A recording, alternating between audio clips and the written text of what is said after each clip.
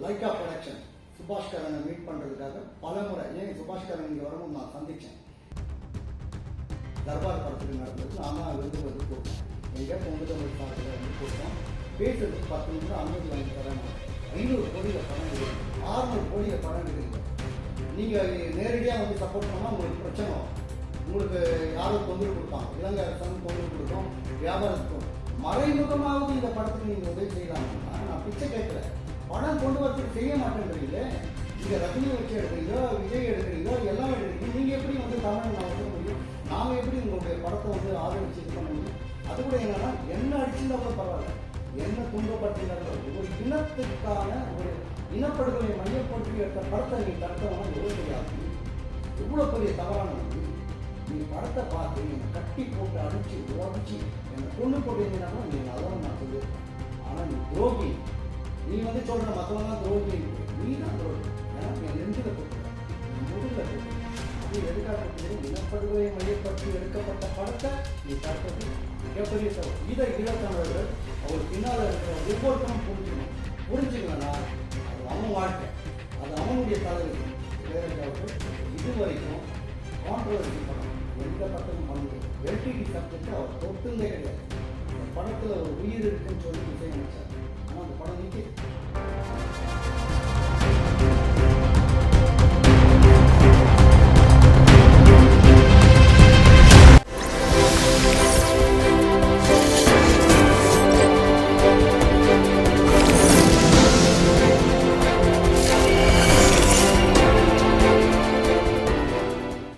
கணிப்பு கிடையாது, யதார்த்தமான வார்த்தை. இதுல இருந்து இளைஞர்களோ மற்றவங்களோ தப்பிச்சு ஒரு சரியான அறிவு பாதையில போனாங்கன்னா அடுத்த தலைமுறை இருக்கும். உலகத்தின் ஒப்பற்ற முப்படையை படைத்த மேதக தேசிய தலைவர் பிரபாகரனோட ஒரு தலைவனை நீங்க யாராலையும் கொடுக்க முடியாது. அது இனி நடக்காது. அதையும் வந்து தேய்ச்சி வேற மாதிரி உங்க சுயநலத்துக்கு பயன்படுத்தி அழிக்க நினைச்சீங்கன்னா அழிக்கிறதுக்காக தான் சதி நடக்குது. ஆனா அதுக்காக நிறைய பேர் என்ன ஊத்துறாங்க. அதாவது இந்தியாவில் பார்த்தீங்கன்னா நிறைய பேர் அந்த பேருமா இங்க உச்சரிக்க விருப்பப்படல. அது யாரெல்லாம் தெரியும் உங்களுக்கு. ஒன்றிய அரசுல அழகா எண்ணெய் ஊத்துறாங்க, அழகா காசு கொடுக்குறாங்க. இதுக்கு இவங்க எல்லாம் போயிட்டுக்கிறாங்க. புரிஞ்சுங்களா? மண்டியிடாத மானமும் விழுந்து விடாத வீரம் அதுலயே ஊறி வளர்ந்த நான் வந்து சொல்றேன், இதெல்லாம் போய் பித்தலாட்டம். வேலுப்பிள்ளை பிரபாகரன் அவர்களை தான் வந்து நாங்க ஃபாலோ பண்றோம் அப்படின்ற மாதிரி சொல்லிட்டு இருக்காரு. ரொம்ப எழுச்சி மிகுந்து பேசிட்டு இருக்காரு. நிறைய இளைஞர்களும் அவரை ஃபாலோ பண்ணிட்டு இருக்காங்க. அப்படி இருக்கும்போது அவர் வாயில வட சொல்றாருன்னு நீங்க சொல்றீங்க. அவர் பேசுறதெல்லாம் வந்து திராவிடமா தமிழ் தேசியமா அப்படின்னு பேசுறது எல்லாமே வந்து கரெக்ட்னு தான் சார் ஃபாலோ பண்ணிட்டு இருக்காங்க இல்லையா? நான் பக்கத்துல இருந்து பார்த்தேன். ஒன்னா சாப்பிட்டு ஒன்னா பழகி ஒன்னா பயணம் பண்ண நான் சொல்றேன். நான் அறிவில்லாதவங்க கிடையாது. இன்னைக்கு ஏமாளிகள் தமிழை எப்படி தெரியுமா? தமிழனை வந்து யார் வேணாலும் ஏமாத்தலாம், ஆனா திருத்த முடியாது. நீ போய் அவனுக்கு அறிவு சொன்னீங்கன்னா அவன் மிகப்பெரிய அறிவாளி. அவன் தான் கேட்க மாட்டான். அவன் வந்து அந்த சமயத்துல மட்டும் இப்போ ரஜினி ரசிகர்களை நீங்க மாற்ற முடியுமா? விஜய் ரசிகர்களை நீங்க மாற்ற முடியுமா? அஜித் ரசிகர் அதே மாதிரிதான் இந்த ரசிகர் கூட்டம் தான். ஏன் 30 லட்சம் வச்சிருக்கிறீங்களே, 30 லட்சம் மக்கள் வந்து காந்திய வழியில நேர்மையான வழியில போனாலே நீங்க வென்றெடுக்கலாம். ஏன் இப்போ பஞ்சாயத்து தேர்தல் வந்தது? ஒண்ணுமே இல்லையே. விஜய் ரசிகர்கள்லாம் வென்றெடுக்கிறாங்களே. அதெல்லாம் நடக்காது. எண்ணி வேணும்னா பாருங்க. குறைந்த காலத்துல அந்த உண்மையை புரிஞ்சுப்பாங்க. தம்பி வேலை செய்யறவங்க எல்லாம் தம்பிங்க. ஆம் தமிழர்கள் இருக்கிற தம்பிகள்லாம் 90 விழுக்காடு நல்லவங்க, 10 விழுக்காடு கூட இருக்கிறவங்க சுயநலவங்க. அதை வச்சு அவங்க லாபம் சம்பாதிக்க பார்க்குறாங்க. அதுல நேர்மையும் நியாயம் சத்தியம் தலைவர் நேசிக்கிறோம் இருக்க மாட்டான். கொஞ்ச நாள் இருப்பான் போயிடும். மற்றவங்களாம் ஊசிப்பி விடுறது, உங்களை வந்து காட்டுறது. பாருமா, என் திறமை யாருன்னா கொடுங்கினாலோ என் வீட்டை அடிச்சு வச்சாலோ எனக்கு வலிக்கும். அது ஈழத்துல நடந்துச்சு. இங்க அப்படி நடந்துச்சுன்னா நீ பாரு. உன் அறிவாலவா, உன்னுடைய சக்தியாலவா, எப்படியவா. ஆனா ஒண்ணு இருக்கு, இங்க இருக்கு. அதாவது என்னன்னா, இந்த திராவிடங்கிற ஒரு இதுல வந்து சில பேர், அது எல்லாரையும் சொல்ல மாட்டேன். ஏன்னா ஆரம்ப காலகட்டத்துல வந்து தீகா தான் வந்து விடுதலை புலிகளுக்காக பல வழியில உதவி செய்திருக்கிறாங்களோ, சிறைச்சாலை போய்கிறாங்களோ, துன்பங்கள் அது மறக்க முடியாது. ஏன் தேசிய தலைவருக்கு தெரியும். அவரு ஒரு வார்த்தை சொல்லியிருந்தா ஓ சீமான் சொல்றதுக்கு நியாயம் ஏற்றுறாங்க. அதாவது மிகப்பெரிய கூட்டம் வந்ததுனால ஒரு மிகப்பெரிய சக்தி நினைக்க கூடாது. அது வந்து ஒரு அவங்க நினைக்கிறாங்க இவருக்கு கொடுக்கக்கூடாது, இவருக்கு போடலான்ற ஒரு இது. அது வந்து அடுத்த தேர்தல் வேற மாதிரி மாறி அது நினைக்காது. சார், நீங்க வந்து ஈழத்தை பத்தி படம் எடுத்திருக்கீங்கன்னா உங்க படத்தை வந்து பேன் பண்றாங்க, இசைப்பிரியா பத்தி எடுத்த திரைப்படம். ஆனா வந்து ஃபேமிலி மேன் 2 வெப் சீரிஸ்ல வந்து ஒரு கதாபாத்திரத்தை வந்து ஒரு லெப்டினன்ட் ஜெனரலை வந்து அதுல வந்து கொஞ்சம்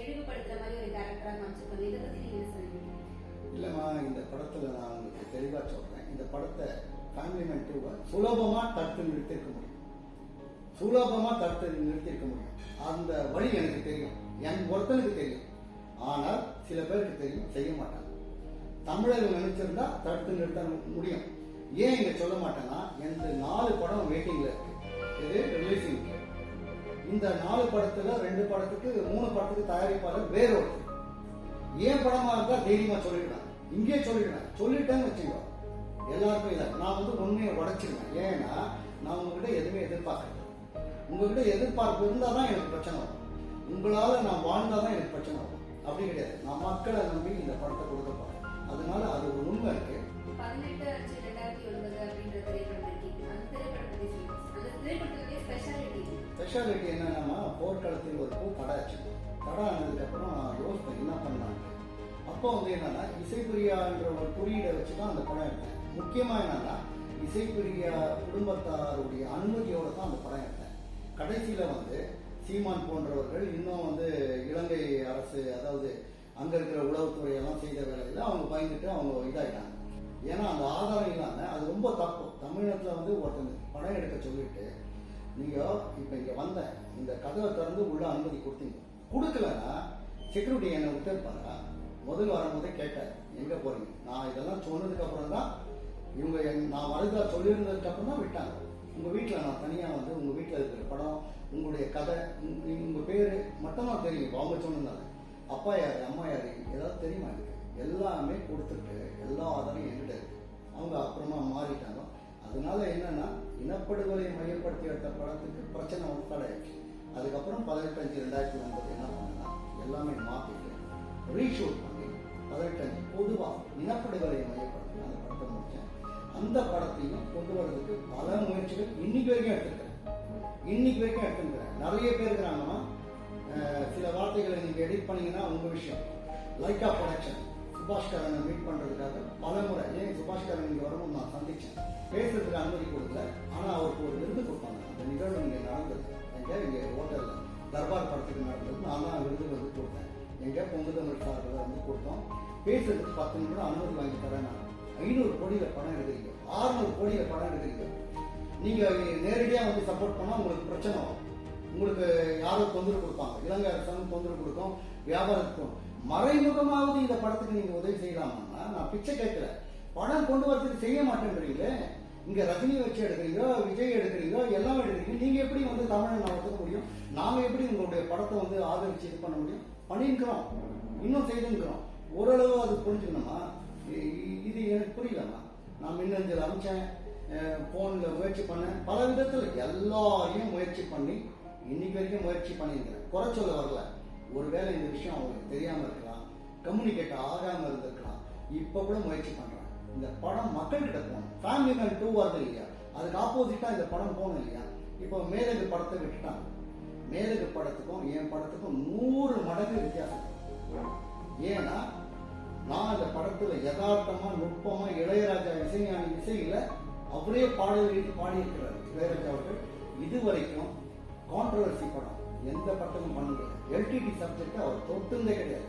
இந்த படத்துல ஒரு உயிர் இருக்குன்னு சொல்லி இசையமைச்சார். ஆனா அந்த படம் நிற்கிது. நீங்களாம் பார்க்கல, பார்க்கறதுக்கான வழியை உருவாக்க முடியல. இதுக்கு யாரும் உதவி இல்லை. டிஸ்ட்ரிபியூட்டர் கிடையாது, ஃபைனான்சியர் கிடையாது, திரையரங்கம் கிடையாது. அப்ப எப்படி?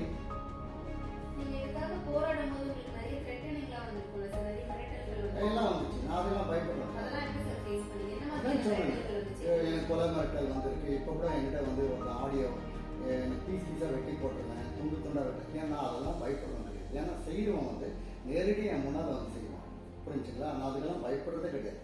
இது வரைக்கும் எத்தனையோ கொலை மிரட்டல் பார்த்தாச்சு. 3 முறை ஜெயிலுக்கு போய் வந்தாச்சு. 3 முறையும் ஈழத்தமிழ் இதுக்காக 3 முறை ஜெயிலுக்கு போயிட்டேன். புலல் சிறையில் இருந்தேன், இங்கே கர்நாடக சிறையிலையும் இருந்தேன். இதெல்லாம் வந்து ஈழ போராட்டத்துக்கு மட்டும்தான். ஆனால் அதில் கூட நான் வெட்கப்படுறேன். அதில் போனது கூட நாங்கள் 2009 மொத்தம் கைதானவோ நான், பாரதி ராஜா, ஐயா நெடுமாறன் உள்பட பார்த்தீங்கன்னா 232 பேர் தான் கைதானோம். ஒட்டுமொத்த தமிழ்நாடு. நான் சண்டை போட்டேன். உள்ள வெக்கமாக இருக்குது, எனக்கு கேவலமாக இருக்குது. 232 பேரடா, ஒரு 7.5 கோடி மக்கள் இருக்கிறோம், எனக்கு அவமானமாக இருக்குன்னு சண்டை போட்டாங்க. எல்லாரும் வந்தாங்க, வராங்க, போகிறாங்க. அது எனக்கு பிடிக்கல. எனக்கு வந்து ஏதாவது செய்யணும். என் கையில மொத்தம் ஒரு சக்தி இருந்துச்சுன்னு வச்சுக்கோ. இப்ப சொல்றாங்க பாருங்க 30 லட்சம் 10 லட்சம், வேற மாதிரி அந்த நோக்கு, அந்த இலக்கை போகாம நான் நல்லா சாப்பிடுறது, நான் நல்லா பேசுறது, நல்லா நாளைக்கு ஒரு ஸ்டேட்மெண்ட்டை ரெடி பண்றது, ஸ்பீச்சுக்கு வந்து பேசுறது, அடுத்த மீட்டிங் காத்துன்றது, ஏதாவது ஒரு நினைவஞ்சலி வருதா, இதுதான் பொழைப்பா, இதுதான் வேலையா? அப்போ நீ வந்து முழுக்க தவறான மனிதர். புரட்சி பண்ணவும் எத்தனையோ பேர் தான். அது தேசிய தலைவர் மேதகு வேலுப்பிள்ளை பிரபாகரன் பேரை சொல்லி இப்படியெல்லாம் பண்ணக்கூடாது. அதோட வேற எதுனா வேலை பண்ணிக்கணும், அந்த போட்டோ எடுத்து வேற எதுனா வேலை பண்ணிக்கணும். அப்புறமா இன்னொன்று சொல்றாங்க, சீமானால தான் தேசிய தலைவரை வந்து தமிழ்நாடு முழுக்க தெரிஞ்சிச்சுன்னு சில மடையங்க சொல்றாங்க. நான் ஒரு விஷயத்த உங்களுக்கு சொல்றேன் கேள்வி.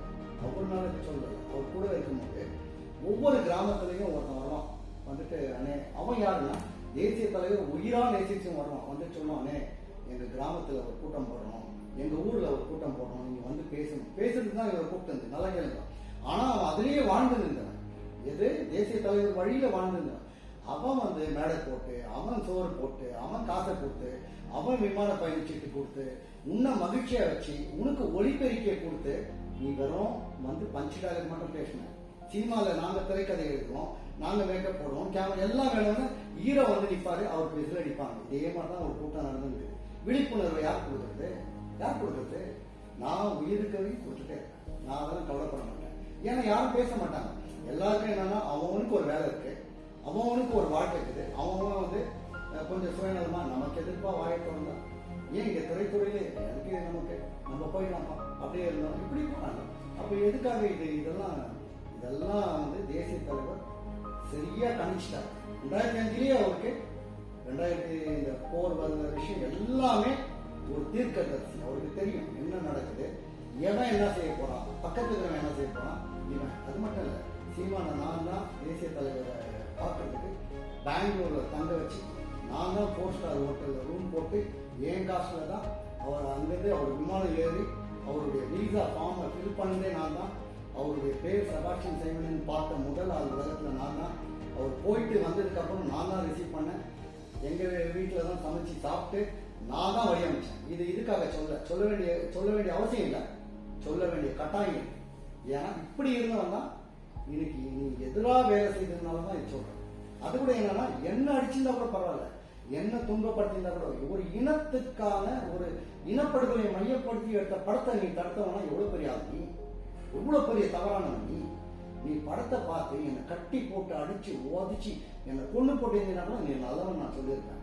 ஆனா நீ துரோகி. நீ வந்து சொல்ற மத்தவன் துரோகின்ட்டு, நீ தான் துரோகி. ஏன்னா என் நெஞ்சில குத்துற, என் முதுகுல குத்துன. அது எதுக்காக குத்துக்கிற? இனப்படுகொலை மையப்படுத்தி எடுக்கப்பட்ட படத்தை நீ தடுத்தது மிகப்பெரிய தவறு. இதை ஈழத்தமிழர்கள் அவர் பின்னால இருக்கிற ஒவ்வொருத்தரும் புரிஞ்சுக்கலன்னா அது அவன் வாழ்க்கை, அது அவனுடைய தலைவிதி, அவன் அப்படியே அழிஞ்சு போவான். ஏன்னா அவங்களுக்கெல்லாம் வரலாறே தெரியாது. வெறும் அந்த சினிமா டேலண்ட். எப்படி ரஜினிகாந்த் ஒரு வசனத்தை எழுதி கொடுத்தாலும் அடிச்சவன விசில் அடிச்சுட்டு கை தட்டிட்டு இது பண்ணணும், அதே மாதிரிதான் இங்க போயிடுறாங்க. அது நல்லது இல்லை, ஒரு நாகரிகம் இல்லை, ஒரு விழிப்புணர்வு. உலகத்திற்கே நாகரிகத்தை கற்றுக் கொடுத்த தமிழினம் இன்னைக்கு இவ்வளவு பெரிய வீழ்ச்சிக்கு இவங்கெல்லாம் ஒரு காரணம். உங்களோட கோல் என்னவா சார் இருக்கும்? இப்போ வந்து ஒரு திரைப்படம் பேன் பண்ணிட்டாங்க, அந்த திரைப்படம் வந்து வெளியில வரணுன்றதுக்காக போராடிட்டு இருக்கீங்க, அதுக்கப்புறம் பல திரைப்படங்கள் வச்சிருக்கீங்க இதுக்காக. உங்களுக்கு ஒரு கோல் இருக்கும்ல, இதை நம்ம மக்கள் கிட்ட கொண்டு போய் சேர்க்கணும் அப்படின்ற மாதிரி. பாருமா, நான் இன்னைக்கும் முயற்சி செய்யறேன், என்னால முடியுன்ற நம்பிக்கை இருக்கு. நான் அடுத்ததா வந்து டைகர்ஸ்னு ஒரு சப்ஜெக்ட் எழுதி வச்சிருக்கேன், த ரைஸ் அண்ட் ஃபால். அது வந்து முழுக்க வரலாறு. அதை வந்து எப்படின்னா அவதார் படம் மாதிரி எடுக்கணும். அந்த படம் எடுக்கிறதுக்கு ஒரு 100 கோடி ரூபாய் வேணும். 100 கோடி இருந்தா அது வந்து 5 சீரீஸா எடுக்க முடியும். அதாவது எப்படின்னா அவதார் 1, அவதார் 2 மாதிரி, பாகுபலி மாதிரி அதை விட பிரமாண்டமா எடுக்க முடியும். ஆங்கிலத்துல தான் எடுக்கணும். அந்த முயற்சியும் நான் அங்கங்க பேசுறேன், அங்கங்க சொல்றேன். இந்த அந்த மாதிரி ஒரு வரலாறு பதிய வைக்கலன்னா நான் செத்து போயிடுவேன். இப்ப என்னுடைய வயசுல இருக்கிறவங்க எல்லாருமே காலி ஆயிடுவாங்க. அடுத்த தலைமுறையெல்லாம் அதெல்லாம் நடக்காது, அழிச்சிடுவாங்க, அப்படியே இது பண்ணிடுவாங்க. அப்போ இந்த வரலாறு யார் பதிய வைக்க போறாங்களோ, நான் எடுத்த முதல் முயற்சி நான் எடுக்கிறேன். அதாவது இந்தியாவில் முதல் முயற்சி நான் எடுக்கிறேன். எனக்கு தெரியும் தடை வரும், எனக்கு சென்சார்ல பிரச்சனை வரும். ஆனா அதையும் தாண்டி டெல்லின்னு ஒண்ணு இருக்கு. டெல்லியில நான் வந்து 5 முறை சென்சார் போய் என் படம்லாம் தடையாச்சு. கர்நாடகத்தில் இருக்க படம்லாம் தடையாச்சு. அங்கெல்லாம் போய் ஜெயிச்சுட்டு வந்ததுனால எனக்கு தெரியும். நான் எதை வந்து எக்ஸ்பிளைன் பண்றேன், அதை வந்து அவங்களுக்கு தெளிவா சொன்னேன். ஆனா இப்போ நான் சொல்றேன், நான் நான் முயற்சி பண்ணிகிட்டே இருப்பேன். எல்லா வழியிலையும் முயற்சி பண்ணுவேன். நல்லவங்க இருக்கிறாங்க. நல்லவங்க வந்து தமிழகத்தில் வந்து நிறைய பேர் இருக்கிறாங்க. அவங்களுக்கு இந்த செய்தி போனால் அந்த வழியில் மீண்டும் முயற்சி செய்யும். நான் உயிர் மூச்சு இருக்கிற வரைக்கும், கடைசி மூச்சு வரைக்கும் முயற்சி பண்ணிட்டே இருப்பேன். உயிர் போனாலும் சரி, அந்த கடைசி நிமிடம் வரைக்கும் என்னுடைய முயற்சி தொடர்ந்துனே இருக்கும். இதை தான் எல்லாருக்கும் சொல்கிறேன், நீங்கள் முயற்சி பண்ணுங்க, விடாதீங்க. ஏன்னா முத்துக்குமரன் தீ குடிக்கும் போது அவங்களுடைய கனவுகள் எப்படி இருந்துச்சு எல்லாம் கரைஞ்சி போச்சு. வெறும் 29 ஜனவரி வந்தால் அன்றைக்கி போடுங்கடா கூட்டத்தை, அன்றைக்கும் பஞ்சுட்டு அதை கடிங்கடா, அன்றைக்கும் உண்டியால் கொடுக்குங்கடா. என்ன இது எல்லாம் வலிக்குது. அதெல்லாம் வந்து சொன்னால் ரொம்ப கஷ்டமாக இருக்குது. ஆனால் இருக்கிறாங்க நல்லவங்க, அவங்கள ஒன்றிணைக்கிறதுக்கான முயற்சி எடுத்திருக்கிறேன். 2022 ஒரு மிகப்பெரிய மாநாடு வந்து கர்நாடகத்தில் பண்ண போகிறேன். கொங்கு தமிழ் மாநாடு, மிகப்பெரிய மாநாடு பண்ண போகிறேன். ஒற்றுமைப்படுத்துறதுக்காக பல முயற்சி எடுக்கிறேன். ஒரு குடையின் கீழே எனக்கு வந்து ஒரு 5 விழுக்காடு வந்தால், மற்றவங்கலாம் வேண்டாம், 5 விழுக்காடு வந்து என்ன மாதிரி உணர்வு உள்ளவங்க இருந்தாலே ஒரு கட்டமைச்சு ஒரு நல்ல நிலையில நம்ம கொண்டு வர முடியும். சீமான் வந்து நினைச்சிருந்தா இந்த ஆண்டு 70 எம்எல்ஏ வந்திருக்க முடியும். என்னுடைய வழி, என்னுடைய திட்டங்கள், அந்த மனுஷன் வந்து யார் பேச்சு கேட்க மாட்டார். இப்போ அதெல்லாம் சிதறடிச்சு வேற மாதிரி வேறவங்களுடைய நிலையெல்லாம் ரொம்ப பொருளாதாரத்தில் பின்னோக்கி போகிற மாதிரி அந்த தம்பிகளுக்கு என்ன அவங்க அடைஞ்சாங்கன்னு கேட்டு பாருங்க. யாராவது நான் தமிழில் நான் வளர்ந்துட்டேன், நான் வாழ்ந்துட்டேன், நான் செல்வந்தராயிட்டேன், நான் உயர்நிலைக்கு வந்துட்டேன் அப்படின்னு யாராவது சொல்லணும். உண்மையான தமிழை சொல்ல மாட்டாங்க. எல்லாருமே இழந்துருக்கிறாங்க, கஷ்டப்படுறாங்க. நான் வேலை செய்வேன், பேர் உனக்கு வரும். நான் கஷ்டப்படுவேன், உனக்கு பேர் வரும். நான் செலவழிப்பேன், உனக்கு பேர் வரும். என்னம்மா இது? தேசிய தலைவர் வழியில் வந்து அவர் முப்படையில் இருந்து கடைசி வரைக்கும் அந்த மண்ணில் நிற்கிறார். நான் என் கதை கிடையாது. அந்த வாழ்க்கை யாருக்கும் தெரியாத விஷயம் எனக்கு தெரிஞ்சிருக்கு. அதை நான் திரைக்கதை எழுதியிருக்கேன். அந்த இடத்துல அந்த உண்மை சம்பவம் கடைசி நிமிடம் மே 17 அங்கே நடக்கிற விஷயம். நான் அதை வந்து ஒரு மிகப்பெரிய பிரம்மாண்டமான ஒரு படம் எடுத்து முயற்சி பண்ணுறேன். லைக் அவங்க ப்ரொடக்ஷன் எல்லாம் நான் வந்து முயற்சி பண்ணுறேன். ஆனால் கம்யூனிகேஷன் கிடையாது. அந்த கம்யூனிகேஷனை மீட் பண்ணுறதுக்கே வழி இல்லை. முயற்சி பண்ணிட்டே இருக்கேன்.